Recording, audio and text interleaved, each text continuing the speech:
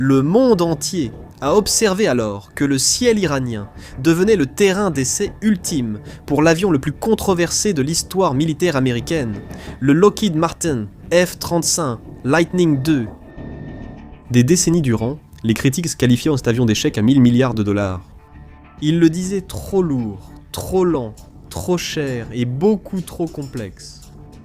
Les ennemis de l'Amérique ont bâti des défenses entières en pensant que le F-35 ne serait pas à la hauteur de sa réputation. Puis la guerre en Iran a commencé et le F-35 a pris son envol. En l'espace d'un seul mois, le Lightning II a complètement réécrit les règles du combat aérien. Il a effectué des victoires aériennes discrètes, intercepté un drone au-dessus de l'océan et survécu à un impact direct de missiles solaires qui auraient détruit d'autres chasseurs. Cela aurait dû faire taire ses détracteurs définitivement.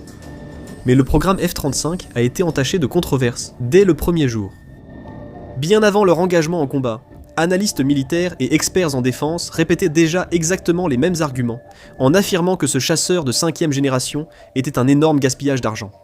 Ils disaient que ses caractéristiques furtives relevaient du marketing, et que les spécifications n'étaient que des mots à la mode sans fondement. Ils reprochaient au Pentagone d'avoir gaspillé $1 billion pour un avion surdimensionné, incapable de gagner un combat aérien rapproché face à des adversaires plus anciens et moins chers.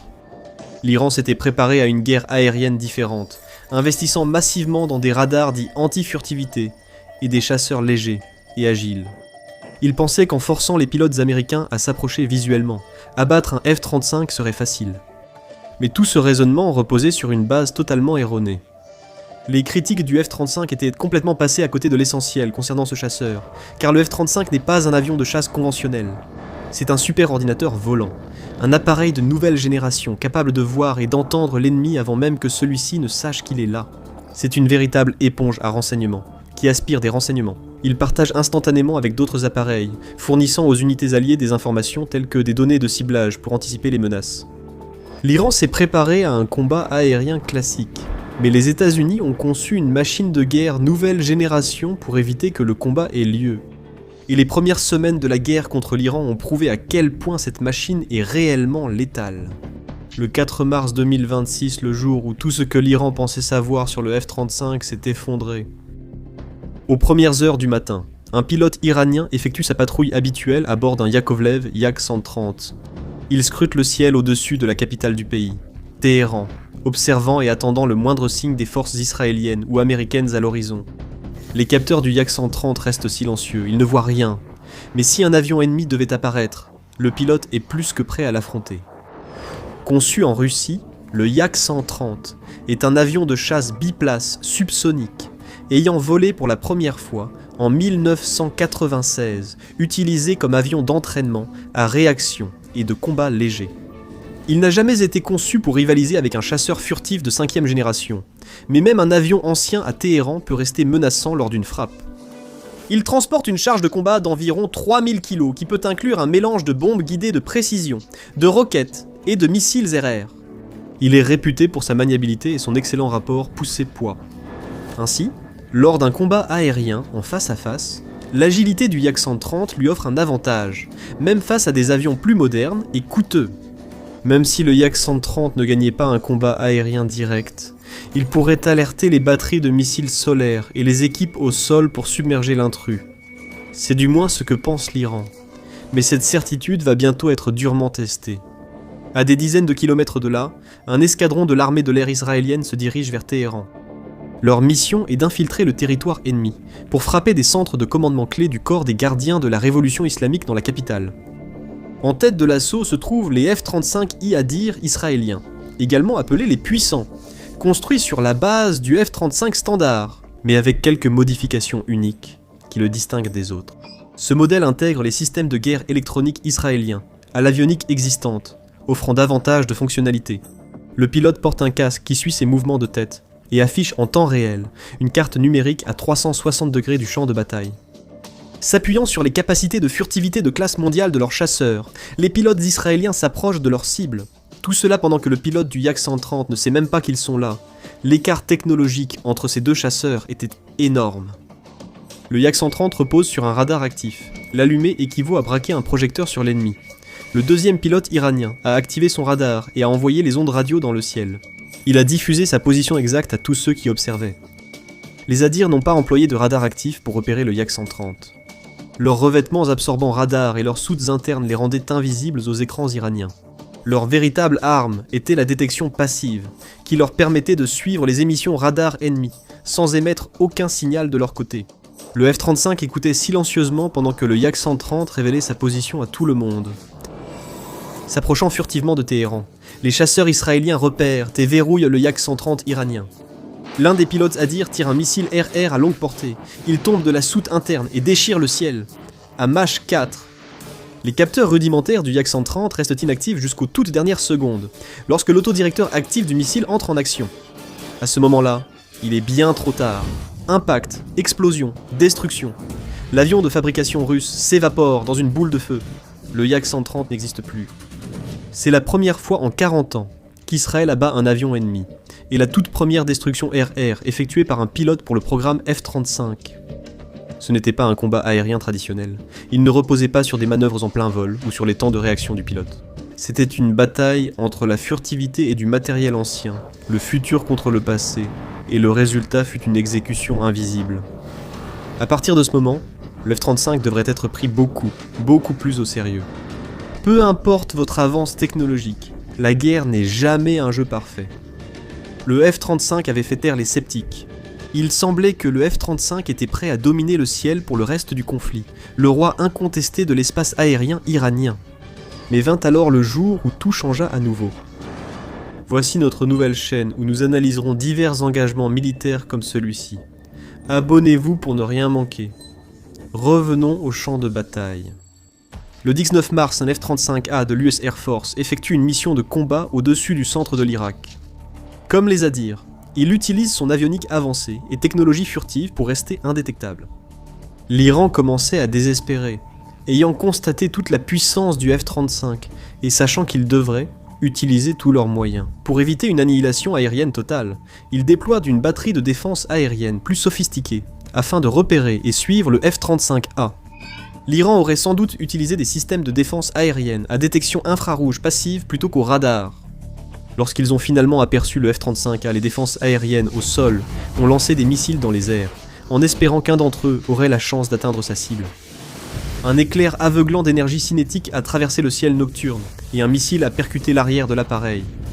Lorsque la plupart des avions sont touchés par des missiles, ils font face à un destin inévitable. Le manche devient inerte, les moteurs tombent en panne. Le pilote doit s'éjecter et voit son avion s'écraser en boule de feu. Ce n'est pas ce qui s'est passé ici. Voilà pourquoi le projet F-35 à $1 billion prend tout son sens. Ce chasseur est différent des autres. Sa cellule est un squelette complexe de carbone, de composites en fibres de carbone et de titane, conçu pour absorber des chocs cinétiques catastrophiques qui détruiraient un avion moins avancé.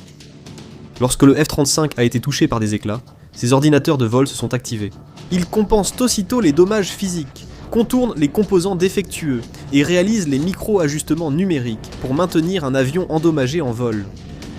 Des sirènes retentissent dans le cockpit tandis que le jet perd du carburant. Son avantage furtif est perdu. Le pilote reste à son poste et parvient à ramener le jet endommagé à la base pour un atterrissage d'urgence. L'Iran a immédiatement affirmé avoir abattu un chasseur furtif américain, mais il ne s'agissait pas d'un avion de chasse prenant feu, ou étant détruit en plein vol. Le F-35 a été endommagé, mais pas détruit. Il était resté intact et contrôlable et il a atterri en toute sécurité. Il pouvait donc être réparé, ravitaillé et redéployé pour de futures frappes. Alors que l'Iran célébrait une grande victoire de propagande, l'armée américaine avait montré que le F-35 pouvait survivre aux pires attaques de Téhéran et revenir à la base. Après l'incident du 19 mars, les États-Unis devaient prendre du recul et considérer la situation dans son ensemble. Ses commandants avaient constaté l'efficacité exceptionnelle de ces chasseurs pendant le conflit, mais devaient maintenant admettre que l'Iran pouvait au moins toucher et endommager les F-35. Et avec chacun d'entre eux valant plus de $80 millions, l'armée de l'air américaine ne voulait pas voir d'autres de ces appareils inutilement endommagés ou détruits. L'Iran avait changé les règles du jeu, il était temps pour les États-Unis de réagir. Ainsi, début avril, le F-35 est entré dans sa configuration la plus meurtrière. Le F-35 n'a pas été conçu seulement pour le combat aérien, le tir de missiles ou le largage de bombes. C'est une plateforme avancée de capteurs pouvant recueillir bien plus de données que les avions conventionnels ou de générations précédentes. Les commandants américains savaient que même sans infliger de dégâts directs, le F-35 reste essentiel pour préparer les prochaines actions américaines. Une précieuse plateforme de renseignement diffuse discrètement des données en temps réel aux unités alliées derrière les lignes ennemies. Le F-35 allait désormais devenir un maillon essentiel dans la chaîne de ciblage plus large, fournissant les renseignements dont les autres avions et équipes de lancement de missiles ont besoin pour éliminer leurs cibles une par une, avec une efficacité impitoyable. Et dans la guerre contre l'Iran, il y avait de nombreuses cibles à éliminer.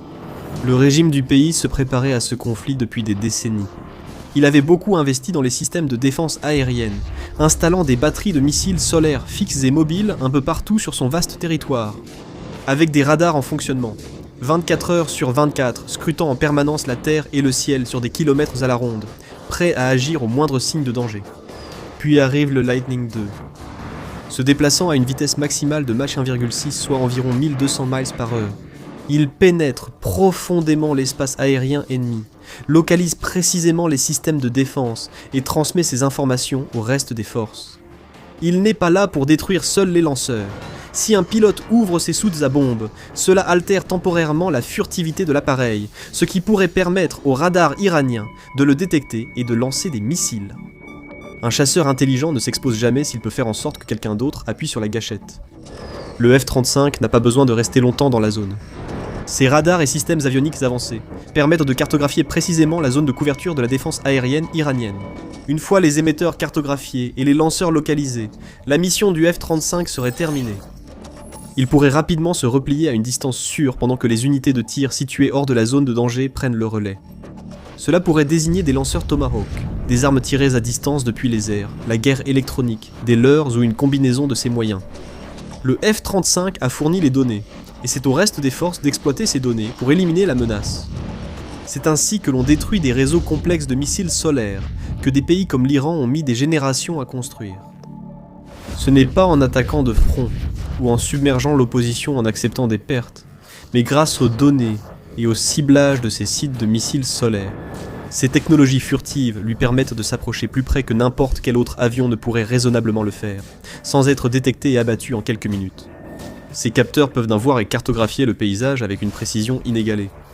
Son système de communication lui permet de partager ses découvertes avec d'autres avions, chars, navires et unités.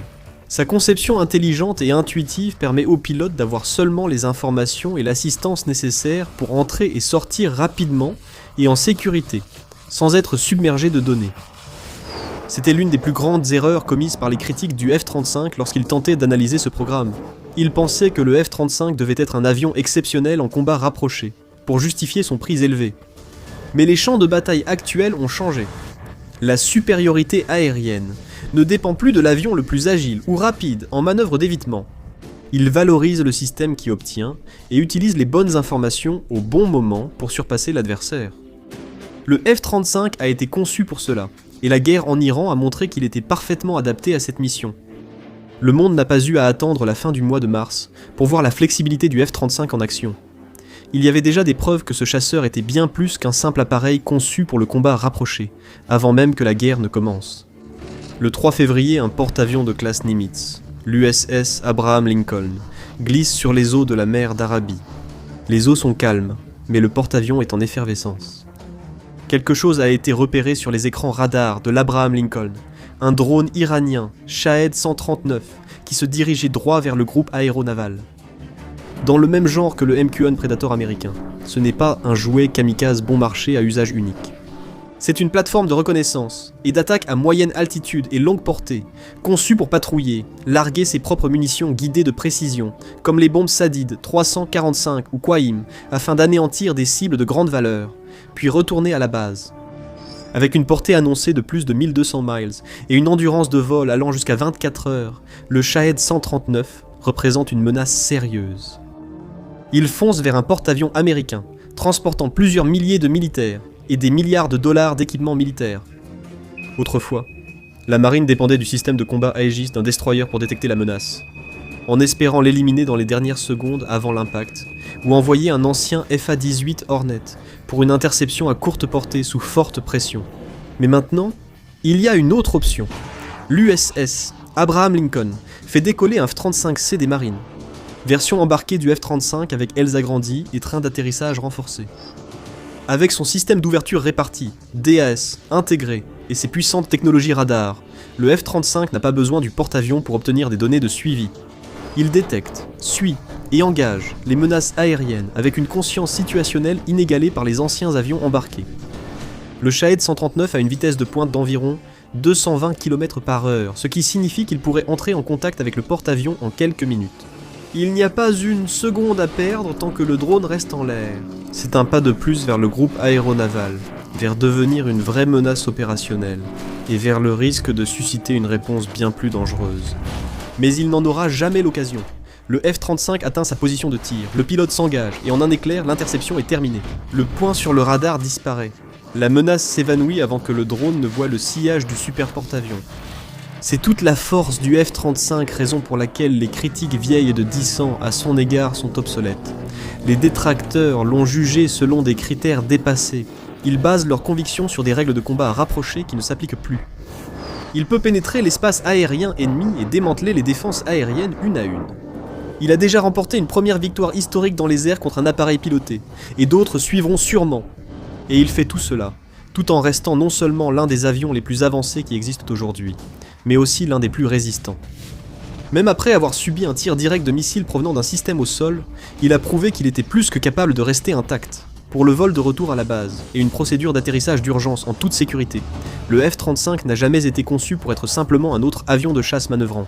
Il a été construit pour relier l'ensemble du champ de bataille. Il perçoit à travers le brouillard de la guerre, tel l'œil furtif et omniscient du dispositif de frappe américain. L'Iran s'était préparé pendant des années aux menaces. Il pensait avoir compris.